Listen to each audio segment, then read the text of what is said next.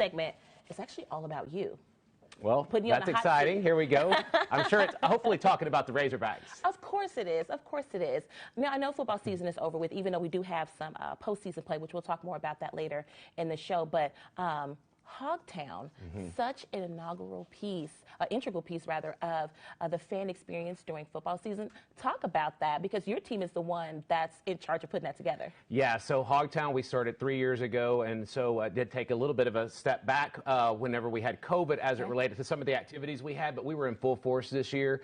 Hogtown is certainly an exciting, family-friendly event for fans of all ages to come out and enjoy, and one of the things that I really enjoy the most is just the pageantry and the spirit, as well as just the full passion of all the fans that are out there in support of the Razorbacks on game day. Sure. So, like right now, football season is over, like I said, so Hogtown's not happening. Are you already planning Hogtown for next season? We are already in the works working with our Razorback Sports Properties team, and they are out getting sponsorships into the event. We'll begin working on getting our food trucks as well as our different vendors to take part. We do have area bands that come out and perform for concerts. We work with Georgia's Majestic on that, but it's always an exciting atmosphere, and certainly, yes, we already have plans of how we're going to continue to expand and make that footprint bigger for our fans. What's one thing you love most about Hogtown, just a Hogtown experience?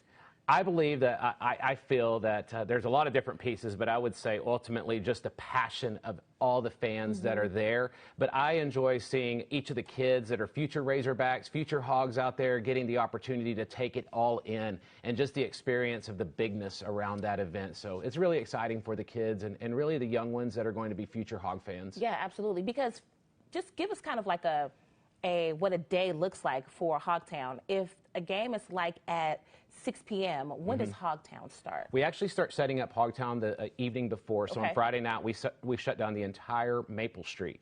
And then we begin to move in all the stage, all the different vendor setups. And then the next day, we begin at least about 5 hours prior to the event. And that's usually about 6 to 7 hours prior to kickoff. Oh my gosh. Because Hogtown begins 4 hours prior to kickoff.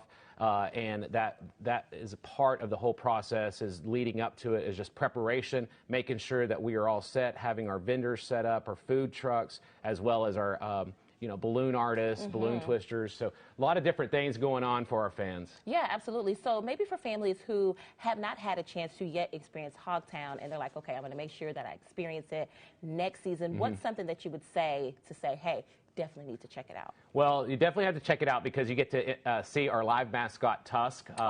So Tusk is out there. We have our spirit squads. We have band. We have an official pep rally. We have the team walk with Coach Pittman and the football team. And then, you get all kinds of free stuff. And who doesn't love free stuff? Everybody loves free stuff. So that's part of the experience. And then I would say ultimately it's just a way to get excited, to get pumped up, grab some good food, and head on into the stadium at that point in time to cheer on the Razorbacks. Yeah, absolutely. Let's talk about your role as community outreach and fan engagement. What does that all entail? Yeah, so one of the things I have the opportunity to do is work with a lot of different nonprofits and charitable organizations. We do ticket outreach. We do special appearances by our mascots, our spirit squads. We work with our student athlete development and success groups on getting our student athletes out in the community. Another opportunity that I have is representing the department on different chambers of commerce, getting the opportunity to work with the Northwest Arkansas Tourism Association. Also excited, I get a part of the Experience Fayetteville, the AMP Commission,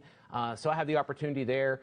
So lots of different ways to have a great, fun, exciting career in my path. Yeah, absolutely. And I had a chance to serve as in-game host for the women's Razorback team last season, which was really fun. That was just working through you as well. So that was awesome. Thank you for that experience. So that was great. So as you're having a good time at Razorback events, thank Elvis and his team. Well, Jacqueline, as you mentioned, women's basketball, right now we are at the best start since 2013.